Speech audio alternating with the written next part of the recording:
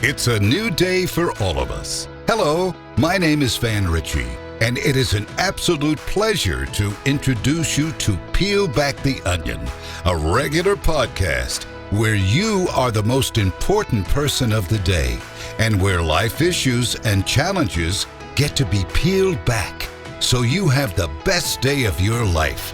And now, please welcome the hosts of Peel Back the Onion, Dr. Geraldine Cronin and Dr. Jerry Camerata. Thanks again, Van. We treasure you as a member of the podcast team. I'm Jerry Camerata, and I'm the author of The Fun Book of Fatherhood. And I'm Geraldine Cronin, clinical psychologist, and we are delighted to talk to you about what can help all of us improve the quality of our life, specifically the work we do. For many, being in the wrong job has plagued our lives. We feel trapped, held hostage to a paycheck, sometimes with golden handcuffs, all leading to anxiety and depression due to work dissatisfaction. Specifically our youth, those in midlife employment crisis, and our ever-booming senior population are questioning what is their purpose and best fit in life. COVID has exacerbated all of this. How much time do we have left? Today we want to explore the useful value of knowing our aptitude, knowing how well we think and what skills we have, so our lives can be rewarding in our pursuit of a job, playing in a sport, having a hobby that matches what we are really fit for.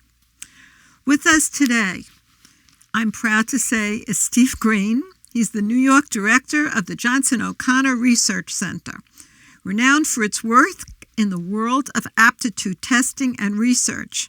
Steve has been at the foundation since 1987, and he will be telling us his story shortly.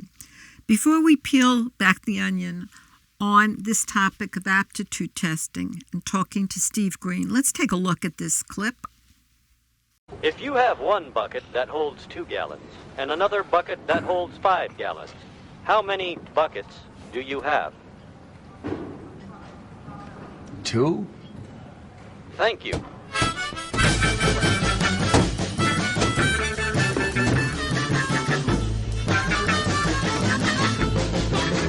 Lord, I wonder what's got the matter. I'm tired.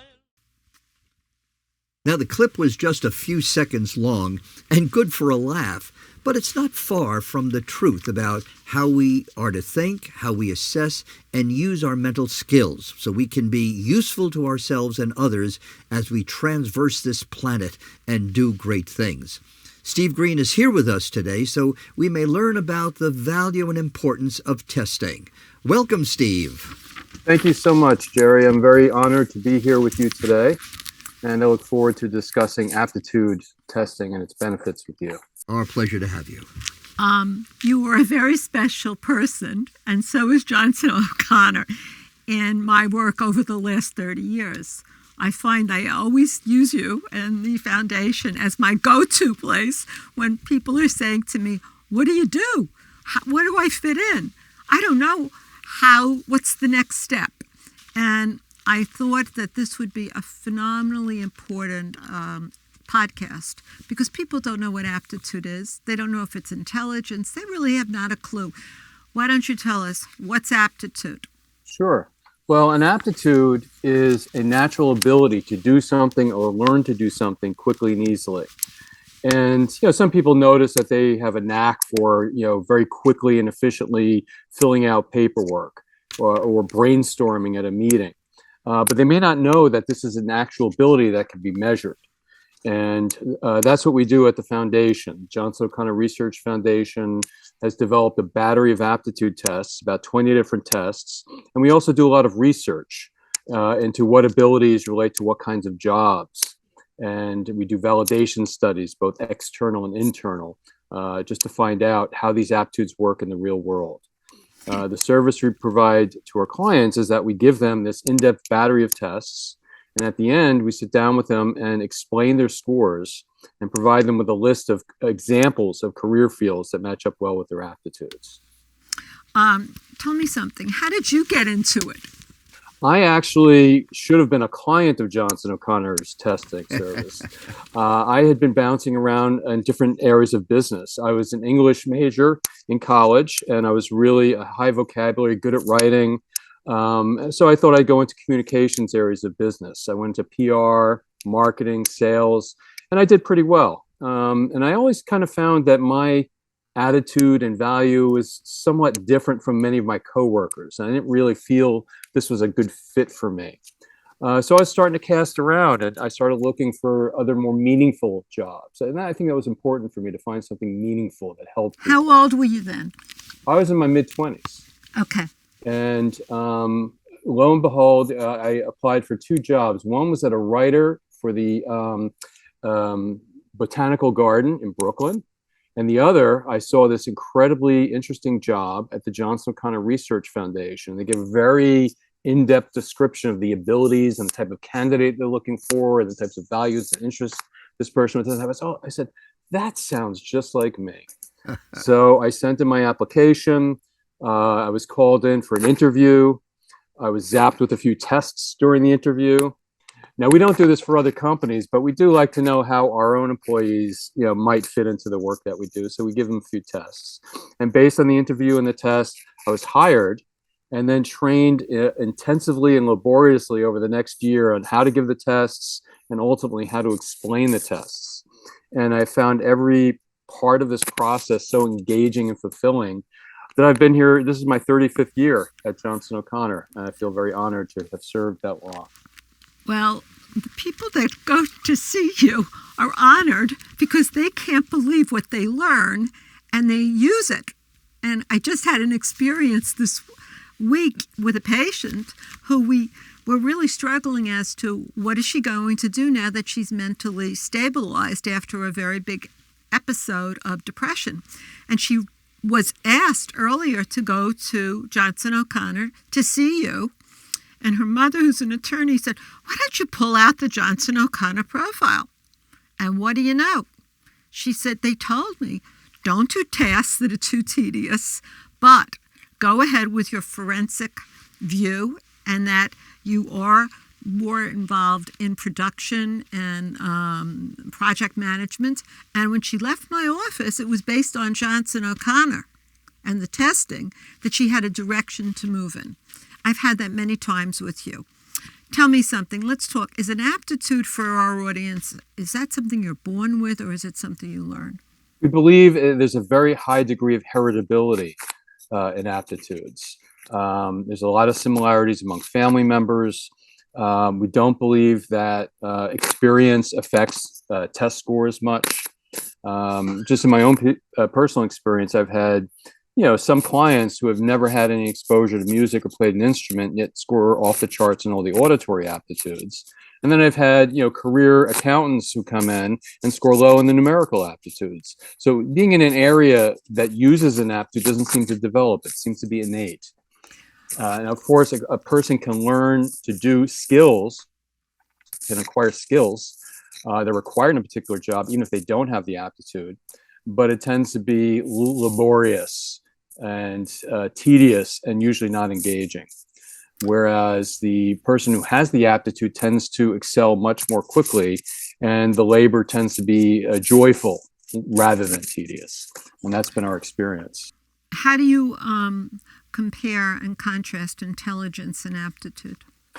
Well, Johnson O'Connor had kind of a quip about that. He said, if you go through IQ testing, you end up with a global score of, say, 138.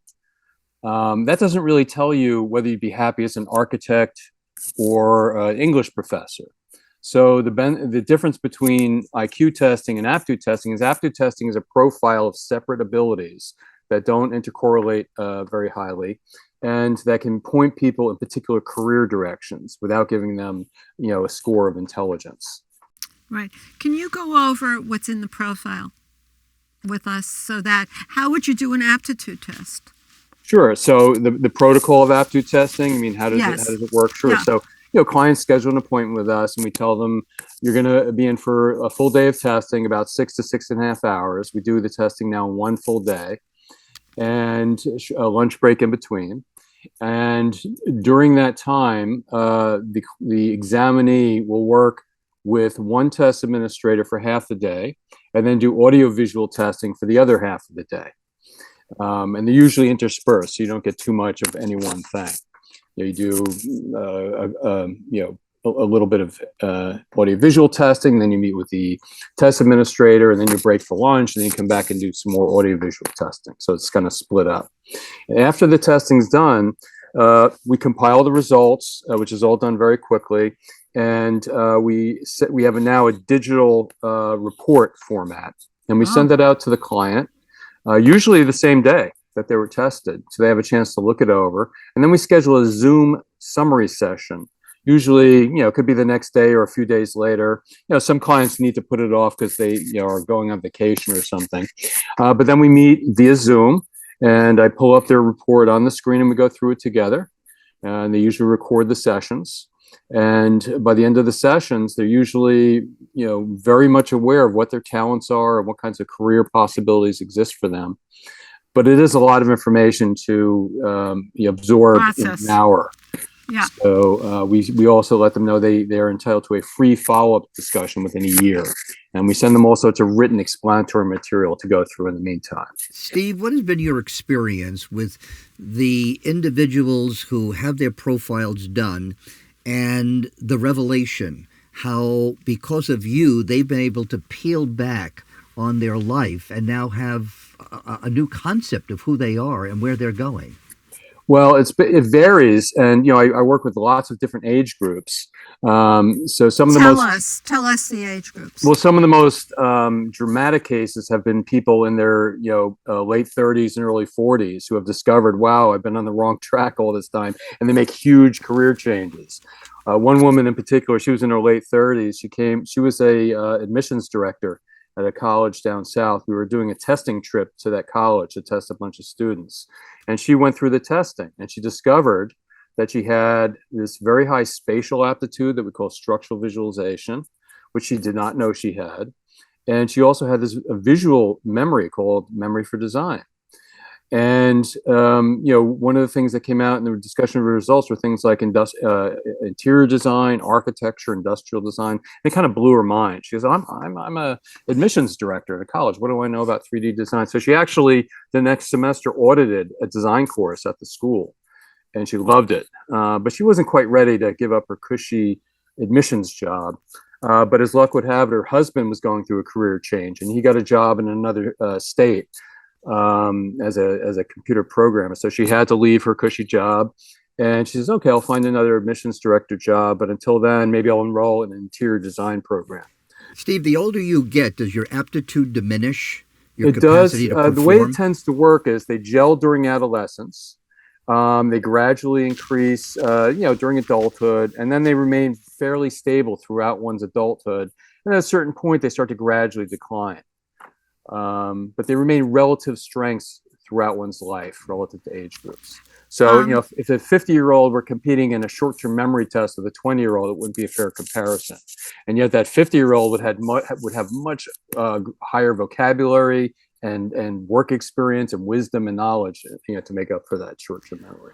How do you get a person who's afraid of tests to take this aptitude test? Well, we get a lot of them. Some of them, we get students with, different learning differences and ADHD, right, and they've had bad experiences, and they come to us almost sometimes as the last resort. It's like, oh, exactly, well, school, and we kind of really tell them strongly that there's no judgments attached to aptitudes. Aptitudes are just how you're wired. You can't study for these tests. You can't prepare for them. So just, think of them as challenging puzzles or games. Try your hardest on each one. Some you'll probably enjoy, others you may not. But we're looking for that whole combination. A lower average score can tell us just as much about a person as a high score. So we try, we can't necessarily undo a lifetime of testing mentality, but we try our hardest, exactly. Yeah, fear of me failure. too, in trying to get them to you. How come it's not in high schools? Well, one of the difficulties for doing large-scale group testing is that it's very labor-intensive and time-consuming. It's not like an SAT or a Strong Campbell test or a Myers-Briggs where you can just fill out a piece of paper. You put together blocks, you listen to musical tones, Yes. you're moving pins with tweezers. So it's very equipment intensive and labor intensive and time consuming. So we have worked with high schools in the past and continue to do so on a smaller scale. We are working on a digital battery, a completely digital battery, because we learned through the pandemic, we had to close our offices and stop the testing for several months. Right. We said, gee, it would be really good if we had a good digital battery. Now, unfortunately, there are some of those out there, but they're not good. We need to develop a good one that has the same reliability and validity as our test battery. So it's going to require a great deal of time and effort, but we're working on that now. How young can you test somebody? Well, the youngest age that we test is 14. Some parents say, "Oh, my kid's 13," so we have a waiver where they can say, "Look, it may or may not be as accurate as so they waited till 14." But and even at 14, we say, "Look, 14-year-olds vary. Some are mature and motivated, and others, don't care less about the testing. So it might be better to wait until they're like maybe in their junior year in high school, where they're really starting to think about college." The reason why I asked the question, Steve, is you think about a very young child, and let us say you did do aptitude testing at 3, 4, 5, 6 years old, first grade. I'm wondering whether or not the knowledge that you retrieved from a first grader would then inhibit the creativity and the style of parenting that actually may take away some of the extraordinary opportunities a child could have because they're now too geared to an aptitude. Right. Well, that's one of the reasons why we don't test that early. Because first of all, we have no idea whether it would be accurate or not. We want to make sure we're giving people reliable, valid information that they can use to make wise choices. What is the? Okay, I'm sorry, go ahead, with Jay. you. No, Go ahead. I just wanted to ask. I have questions. What's the number or percentage that makes you know that when you're doing the testing that you have an aptitude? The 70th percentile is typically the point at which we look at it as a high score. In some cases, particularly if someone's come in and they've had, diagnoses of learning differences or ADHD, sometimes they score, their timing is off, so they score lower than neurotypical clients. But we look at their relative strengths. Say if they have 17 fifth percentile scores, but then they've got 4 that are in the 40th or 50th percentile. Those are standout scores. Okay, so let's go through some of the testing so that people have a sense of what it's about. Do you want to discuss a typical profile with me? Yeah, I thought maybe I would use my profile. Go ahead. I love it. Just because I've got a good, clear combination of scores. All right, so go ahead. Go for it. My spatial aptitude is very low. Well, you have to tell people what spatial aptitude Spatial is. ability is the ability to visualize three-dimensional structures in the mind's eye. Okay, so you have to even make it even more detailed. Yeah, so we have 2 tests that measure that, the wiggly block and paper folding tests. And it's typically high in engineers, architects, mechanics, people who work at designing and building and fixing things, or people who think in 3 dimensions like computer programmers and software developers. Those are examples of spatial thinkers. They often like working with things and objects and structures. And I'm a non-spatial thinker, meaning I score low in the spatial. And people who score low in the spatial tend to excel in the study of liberal arts or business, where they deal more with words, ideas, concepts. A typical non-spatial thinker would be a lawyer, a psychologist, a writer, an accountant, business executive. They tend to be non-spatial, whereas the spatial would be typical of the engineer, the physician, the computer programmer. So I scored low in that. And that was no surprise to me, because I was an English major and I just loved the liberal arts and the social sciences. Then you go to another category here, divergent thinking. Yes. So my divergent thinking. Let's define it for the audience. What's divergent thinking? So there's 2 different types of divergent thinking. As the name suggests, you start with a single starting point, and then you branch out. So ideaphoria is measuring the ability to generate a rapid flow of ideas from a single stimulus question. So give me the stimulus question. Well, it's just a fanciful question. I don't want to give it, because if a person hears the particular question, then they will. So make up one. Yeah. So make up one like, how would your life be different if you couldn't drink water? something like that. Oh, And it's something no one's ever thought about, or maybe not that important a question. Then got you it. know, and what do you think other people should do? So people are given like 11 minutes just to ideate on this question and write as much as they can. And some people just pour ideas out of their head. And those types of people who are high in ideaphoria need to be in work that has a lot of variety to it, because variety stimulates idea production, whereas repetition often stifles it. And And they bores need to, them. exactly. And then they also need to do work where they're communicating information. So it's a typical trait of a salesperson, a lawyer, people who use ideas to persuade, influence, inform, educate other people. Okay, I've heard that most people can be idea people, but they can't be implementers.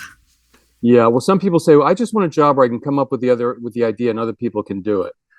Right, exactly. I said, well, I don't know any such job. I think sometimes you have to bite the bullet and come up with the idea and then somehow find a way to get it done, even just through delegating to other people. Yeah, but do most people who have ideas, are they also implementers? Do you usually find the same aptitude for both? Well, that's not something we really measure. Like Okay. someone who comes up with an idea, for instance, if you're a salesperson, your job is to go out and convince somebody to buy the product. Right. When I was in sales, they had the person who went out and maybe called and set up the sale, and then the person who went in and closed it and had all the paperwork signed. Got it. So, in many cases, you do have to implement your own ideas. If you're a brainstormer and you're sitting there in a room and you're an executive and come up with ideas, obviously you're going to pass the implementation of that idea to the underlings who are going to, write up a report and call so-and-so and make sure this and this and this are Got done. it. So yeah, Okay. the higher up you get, the more likely you are to be the person coming up with the ideas, and then you can delegate the implementation of them, to people maybe who have that talent. Talk to me about foresight.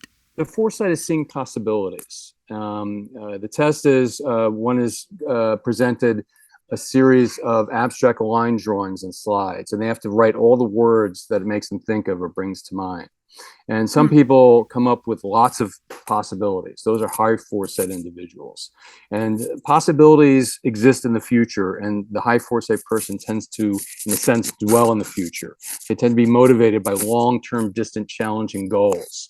They often are attracted to causes like saving the environment, or eradicating hunger, or finding a cure for cancer. The low foresight person tends to be much more zen in the here and the now. And they are the people who really thrive when they make a daily checklist and cross every step off. They like to see more immediate gratification and progress. So it really suggests an approach to goal setting that best suits each person. Got it. Very interesting. All right. Okay, we've got to go quickly down on okay. this. All right, so why I don't could you talk just... for hours. I know, but I could talk to you for hours. All right, one other one is convergent thinking, please. Yeah, so convergent thinking, inductive reasoning is the ability to reason quickly from the particular to the general. So it's used in diagnostic troubleshooting. Physicians, psychologists, business executives often score high, but particularly those who are doing so under time pressure, like, for instance, the emergency room physician or the crisis counselor. Okay, I'm going to stop you for a minute. I want to show a pattern because we don't have much time, but we may have you back. Take a look at the number pattern that you showed on the task. Can you explain that, please? Sure. So that is the ability to see sequences, understand numerical patterns in relationships with numbers. And it's very useful in high-level numerical analysis. It's a typical trait of mathematicians, engineers, people who understand what story the numbers are telling. Like if you look at a set of statistics, it's not number crunching, it's understanding what that means. The public health professional looking at numbers says, okay, look, this disease is spreading rampantly, and this is how we're going to have to curtail it. All right, I'm gonna sew this one. I'm gonna tie it up. At the end, the person then gets from you a sense of what field they should follow. Yes. And more than that, even like to begin with, if they're students, what field, but also, what to study, what kind of school to go to, what to major in, and then ultimately what career direction to follow. Well, what's important here, Steve, is that you give people hope, you give them opportunity, And these are individuals that perhaps who never, if they didn't have an aptitude test, perhaps would wander. Right. And their life, their skills, their talent, and their creativity would be lost. And a whole generation would never have the opportunity to experience it. So coming on board and letting us know how you help people peel back their onion and give them an opportunity to succeed is really great. And we appreciate it. Thank you so much for everything you have done and for all the patients and people that I have sent to you who couldn't speak more highly about Johnson O'Connor and your work specifically. Thank you, Steve. So much, Jerry. I really appreciate your support over the years. Great day to you. Have a great day. Thank you. Bye-bye now. You too. Take care. My commentary on meeting with Steve Greene and knowing him for over 35 years is that his aptitude testing has been an enormous adjunct to clinically advancing many people's careers, to helping them to figure out what's the best fit. Because if you have an aptitude and your aptitude is satisfied, you feel fulfilled. Some of us don't even know what they are. And I've had patients who have come in, and I'm going to give you 3 vignettes very quickly. One was a woman who really believed that she was an idea person, and she was trying to come up with all sorts of ideas. She was about 50. She hadn't worked, and she wondered, what is she going to do with the rest of her life? And I said, why don't you go down to Johnson O'Connor and let them do an aptitude test and see what they come up with. You have nothing to lose. And it turned out she wasn't an innovator. She was an implementer. And it turned out she really was a teacher. And it turned out also that she became one of the best teachers one could imagine, because she was able to then even refine it into reading disabilities and working with small groups of children. Another case, which is even more fascinating in some ways. She entered my office and she had a blue streak in her head, right in her hair. And I noticed that this was non-traditional. That's going back 25 years ago. And she was an attorney doing some very boring work for a major firm where she was getting paid a lot of money. She was in gold handcuffs. Also, her parents put her through law school, and there was a lot of financial debt. But she said, I'm so unhappy, I don't know what to do. So I said to her, go down there and let's figure out what's going on. I see the blue streak in your hair. I don't know what to make of it, but there's some sort of dissonance here. So she went down there, and what do you know? They found out that she didn't belong in law, and she came back and said to me, I'm a creative. So what happened? She had to tell her parents, where she was incredibly anxious because they were not able to afford all of this and law school, and she felt like she was disappointing them. So she went ahead and took classes that she paid for at NYU over the summer to see if Johnson O'Connor was real or not. Well, what do you know? It turned out that she was a very creative woman, and she decided eventually to integrate it with law by helping lawyers figure out what they could do creatively for themselves. So that's another case in point. Then I had a woman who turned to me and said to me, you know what? I can't believe that I went down there and they told me I have a musical aptitude. She said, I never knew it. So she went out, they got a piano, and she's playing the piano all of the time. I have found, based on the work that I've done with Johnson O'Connor over 35 years and with Steve Greene, giving the information not only to the person who's there, but also he'll provide it for someone else coming in with the client, and he'll also allow the psychologist to come in as well, given permission, so that everybody here can then figure out how can this be applied and used in the here and now, not 10 years from now, so that a person can feel more fulfilled, have a better sense of self-esteem, and really have the best fit, the goodness of fit. That's what we're talking about. Because if you have an aptitude that's satisfied, you're going to be a very happy person. So my suggestion is, if you have children or if you're afraid of tests, don't be. This is a place that will help you to find a direction. You're going to learn more about yourself, and you're also going to get rid of the stuff you don't need to look at or pay attention to, but you're going to focus on the stuff that you can. And then they will help you as well to adapt, massage, and manage that so you can be the best person you can be and then really make an impact out there in whatever way you want. So this is a privilege to have met with Steve Greene. It was a privilege to have this aptitude podcast, and I would suggest to all of you, take a chance. You have nothing to lose, and you might find out that you've got a lot to gain. Words of wisdom. Until next time, we hope all things will go your way, and the core of who you are is always a beacon seen by others. Bye-bye. Bye. Thank you for joining us on this podcast. If there's an issue which you would have discussed on Peel Back the Onion, please send us a note to peelbacktheonionpodcast@gmail.com. We will always try to get as many emails on the air as we can. From your hosts, Dr. Geraldine Cronin and Dr. Jerry Camerata, along with a terrific production staff at K-Town Studios in Kingston, New York, and from me, Van Ritchie, we hope every day is a great day for you and everyone in your life.